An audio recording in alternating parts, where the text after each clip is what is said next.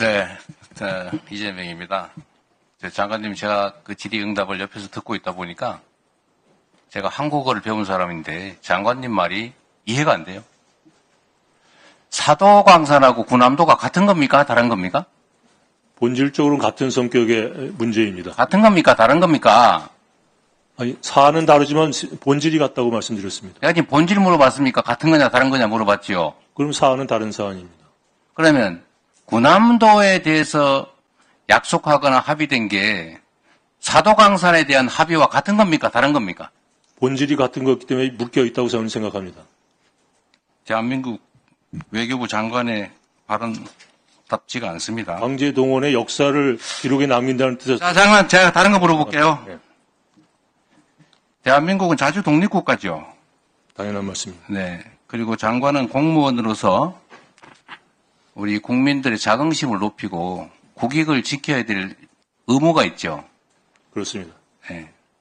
그런데 이번 사도광산 관련된 외교 협상에서 우리 국익에 부합하지 않다든지 국민들의 정서에 부합하지 않으면 최소한 반대 의견을 가지고 관철해야 되는 건 맞지 않습니까?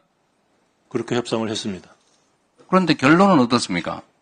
우리 국민들 다수는 장관께서는 뭐라고 말씀하시는지 몰라도 우리 국민들이 또 여기 계신 많은 분들이 이해하기로는 강제동원에 관한 언급이 없다.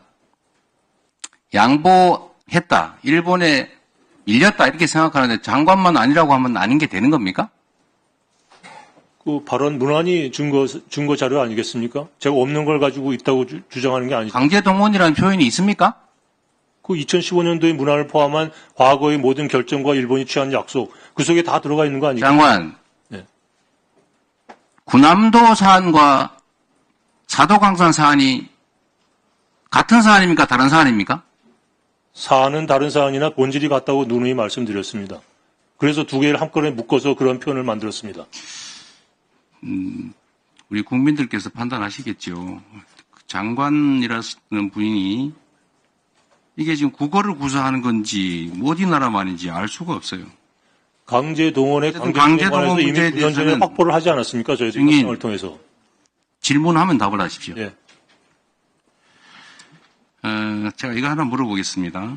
뭐 강제동원 문제는 앞으로도 계속 다른 의원들께서 질의하실 거라서 팩트에 관한 거 한번 물어볼게요.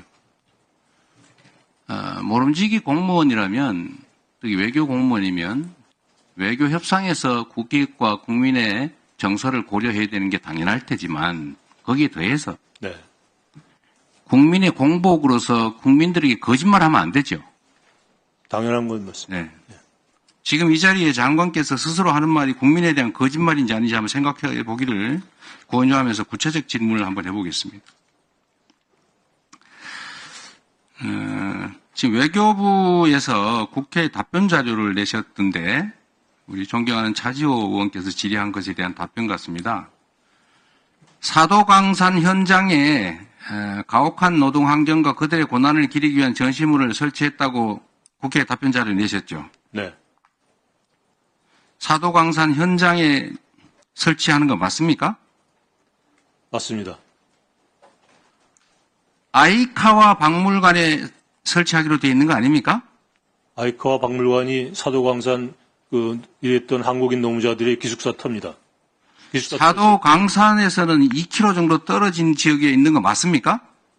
전체적으로 사도광산을 유물을 전시하고 있는 곳이 향토박물관입니다. 아이카와.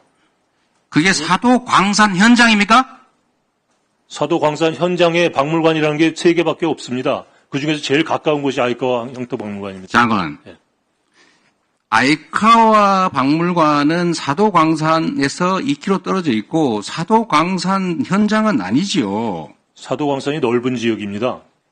기타자 그러면 사도광산이 일본에 있으니까 일본에 아무 데나 설치하면 사도광산 현장에 설치한 게 되는 겁니까? 아니죠. 지난번 군함도를 도쿄에다가 했기 때문에 큰 분란이 일어났기 때문에 이번에는 바로 현장 가까운 곳에다가 전시해라라는 이코모스의 권고사항이 있었고 그것을 일본이 받아들인 겁니다. 장관 스스로 지금 말했잖아요. 가까운 곳에. 사도광산이 그 커다란 그쪽에 일부 지역이 장관. 향토박물관입니다. 장관 스스로 한 말 중에 가까운 곳하고 현장하고 같습니까? 다릅니까?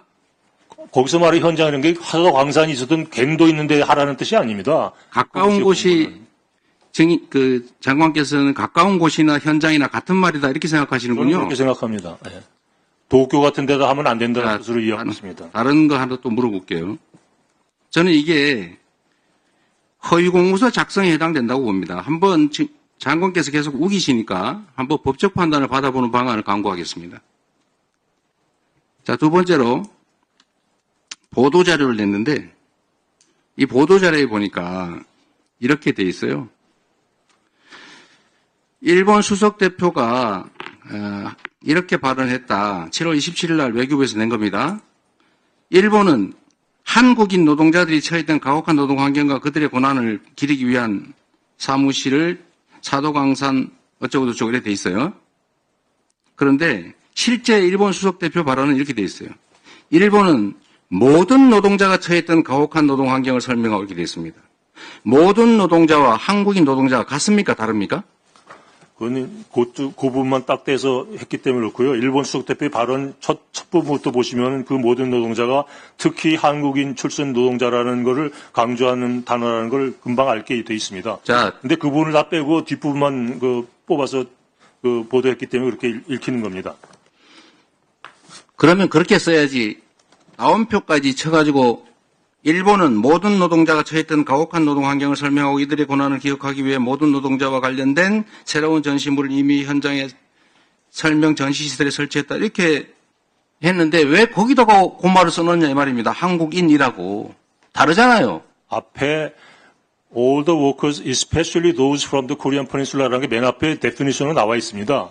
그러고 나서 그 다음에 모든 노동자는 바로 그것을 의미한다라는 것이 왜 조약문이나 법률 보면 그렇게 써 있지 않습니까? 앞에는 자세히 쓰고 이하 약칭 이런 식으로 되어 있는 겁니다. 여기 이렇게 하나의 문서에 온갖 글자들이 써져 있는데 네. 이게 특정 부분에 표현을 이 앞에 써 있는 걸 뜯어붙여가지고 하면 그게 정상입니까? 아니 그 기사를 쓴 분이 그 비판하신 분이 그것만 뽑아서 그렇게 말씀하신 거지 앞부분과 연계 속에서 설명을 해야 전체적인 그림이 그려지는데 그건 다 빼놓고 뒷것만 해놓으니까 그게 이상하게 들리는 겁니다. 보도자료는 앞에 보기 설명을 해놨으면 저희들이 내가 묻는 건 보도자료고 공문선이 아니냐는 겁니다. 공문서죠. 공문서 허위 작성하면 처벌되죠. 허위 작성이 아니라 앞에 그렇게 저희들이 설명을 해놨습니다. 허위 작성하면 처벌되는 거 맞습니까? 허위 작성한 바 없으니까 처벌할 리가 없습니다. 허위 작성하면 처벌하죠. 예. 허위 작성이 가려봐야 되겠죠. 그렇게 하십시오. 예.